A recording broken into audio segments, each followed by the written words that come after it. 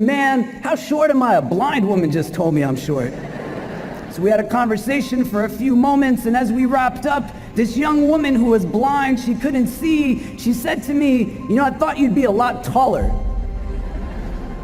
I said, "What?" And she said, "Your voice, it's not coming from up here, but it's coming from down here." And I said, "Oh." And one of my students who was with me, he said, "Isn't that remarkable? She's blind and she could tell how short you are." She didn't need eyes to see. Do you understand? And sometimes we take the most simplistic level of understanding because all we're seeing is what it is that we see, but we're not getting to the depth of certain realities. How you see people is not indicative of who they are. But how you see people will tell you a lot about yourself. And if you perceive somebody solely through the way that they dress, the color of their skin, whether they have a certain accent or not, the fundamental question you have to ask yourself is, why do you see it that way?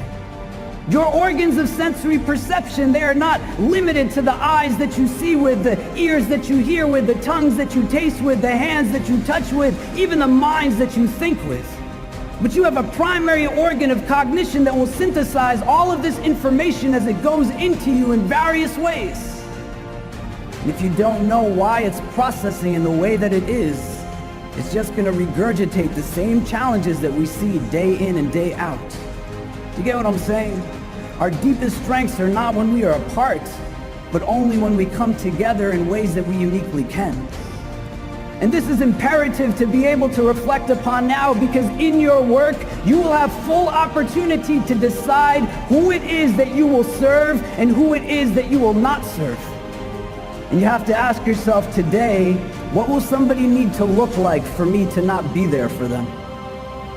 What color of skin will they need to have? What will the texture of their hair need to be? What part of the world will they need to come from so that my education, my training, my skills will not be used for their benefit? What allows for the perpetration of hate and bigotry in this world? Because for certain battles to be won, those battles have to take place in the first place. But so many more of us who have the ability to do something about it, but we simply sit back and do nothing. Don't hold back what it is that you have the unique ability to offer. That's the kind of goodness you want to be able to harness. Today, make an affirmation that your growth as you move forward on every tomorrow that you see will not be by understanding the other only through preconceived ideas and notions, but you will learn the stories of those that are different from you by actually being with them. To take time to understand that what it is that we are fed is not often what is reality.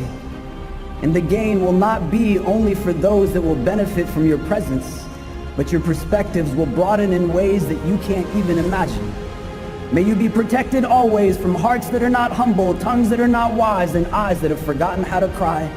You might be the only one that is standing when everyone else is seated. You might be the only one that is speaking when everyone else is silent. But you might be that critical voice, that critical body that ignites what is needed for everyone else to get going. Go forward and be the reason that people have hope in this world.